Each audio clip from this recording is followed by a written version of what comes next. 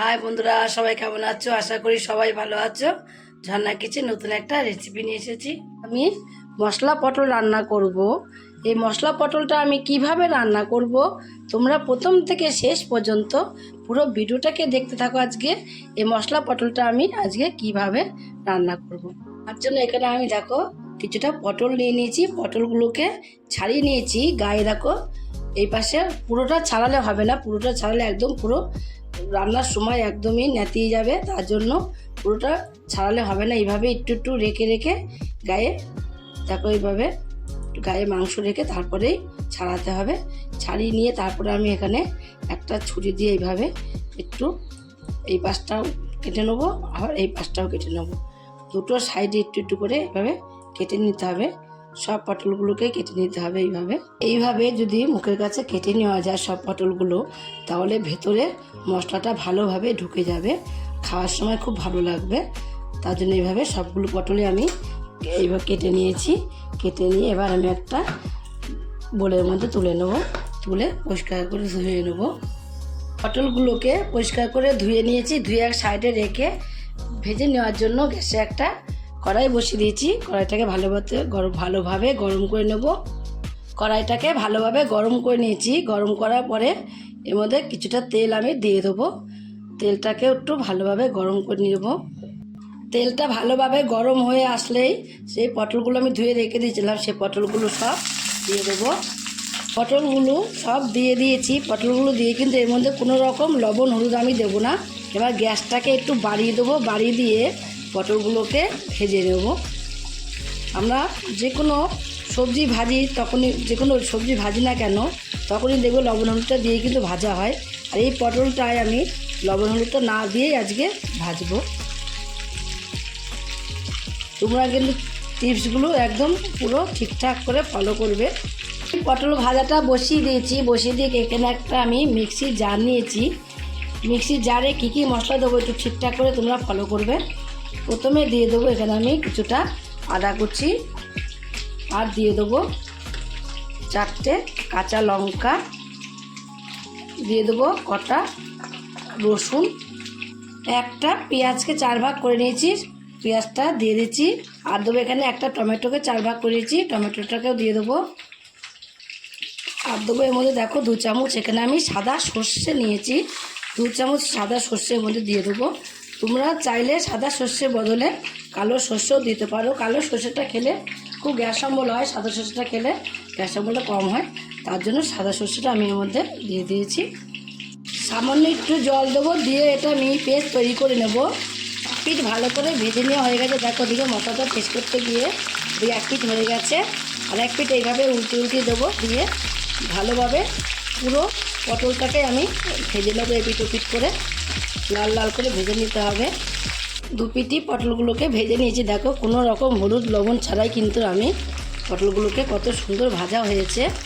বন্ধুরা তোমরা দেখলে বুঝতে পারছো যে লবণ হলুদ ছাড়া পটলগুলো কত সুন্দর ভাজা একদম কমপ্লিট হয়ে গেছে। ভেজে নেওয়ার পরে আমি সামান্য এর মধ্যে লবণ দিয়ে দেবো, আর দিয়ে দেবো হলুদের গুঁড়ো। লবণ আর হলুদের গুঁড়ো দিয়েও একটু ভেজে নেবো। লবণ হলুদ দিয়েও কিছু সময় আমি পটলগুলো রান্না করে নিয়েছি। এবার এই পটলগুলোকে সব তুলে নেব। সব পটলগুলোকে ভেজে তুলে নিয়েছি। এবার আরও একটু তেল আমি দিয়ে দেবো। এই রান্নাটায় তেলটা বেশি করে দিতে হবে। আর একটু তেল দিয়েও তেলটাকে একটু ভালোভাবে গরম করে নেবো। যেহেতু আগে তেলটা গরমই আছে, তার জন্য সামান্য কিছু সময় রেখে দিলে তেলটা গরম হয়ে যাবে। শুকনো লঙ্কা আর দেবো একটা তেজপাতা। তারপরে দিয়ে দেবো এখানে অল্প একটু এখানে আমি কালো জিরেটাকে, শুকনো লঙ্কাটা তেজপাতাটাকে একটু ভেজে নেব। কালো জিরেটা, শুকনো লঙ্কাটাকে একটু তেজপাতাটাকে ভেজে নিয়েছি। এবার মশলাগুলো দেবো। আদা 4 চামচ এখানে আমি জিরের গুঁড়ো দিয়ে দিয়েছি, আর আদা 4 চামচ এখানে আমি ধনের গুঁড়ো দিয়ে দিয়েছি, আর দিয়ে দেবো পরিমাণ মতো হলুদের গুঁড়ো। ভাজার সময় লবণ দিয়েছিলাম, তার জন্য এখন আমি অল্প একটু লবণ এর মধ্যে দিয়ে দেবো।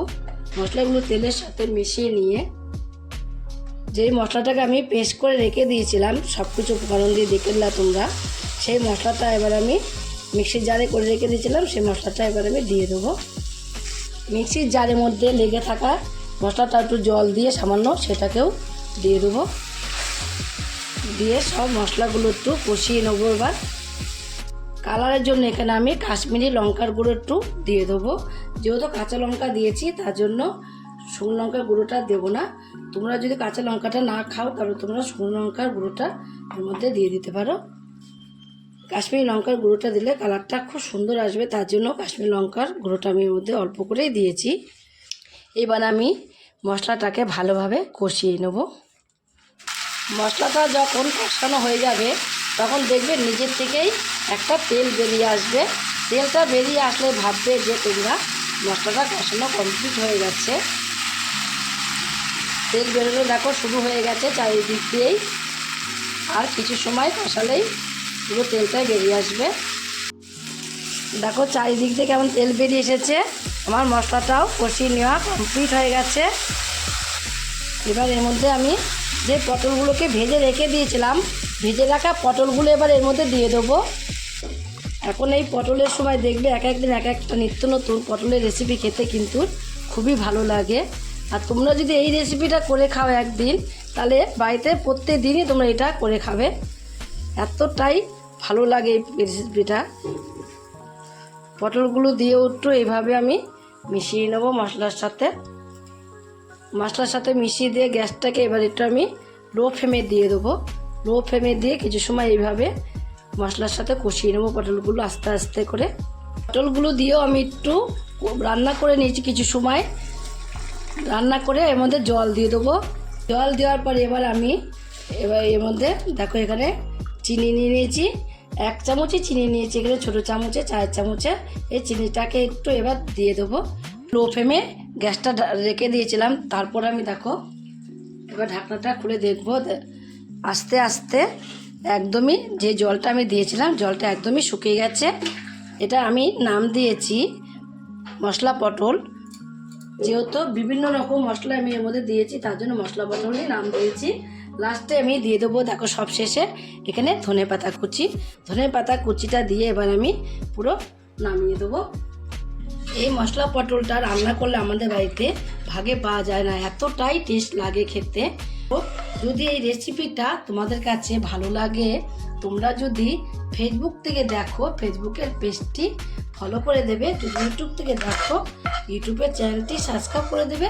পাশে থাকা বেল আইকনটিটা প্রেস করতে ভুলবে না, তাহলে নতুন নতুন রেসিপিগুলো তোমাদের কাছে তাড়াতাড়ি পৌঁছে যাবে। আমার চ্যানেলে কোনো নতুন বন্ধু হয়ে থাকো, সাবস্ক্রাইব করেনি প্লিজ সাবস্ক্রাইবটা করে দিও। সবার আগে তোমাদের কাছে নোটিফিকেশন ঢুকে যাবে। ছোট্ট করে লাইক করো, কমেন্ট করো, অনেক অনেক শেয়ার করো। নমস্কার বন্ধুরা, দেখা হবে আবার পরের রেসিপিতে।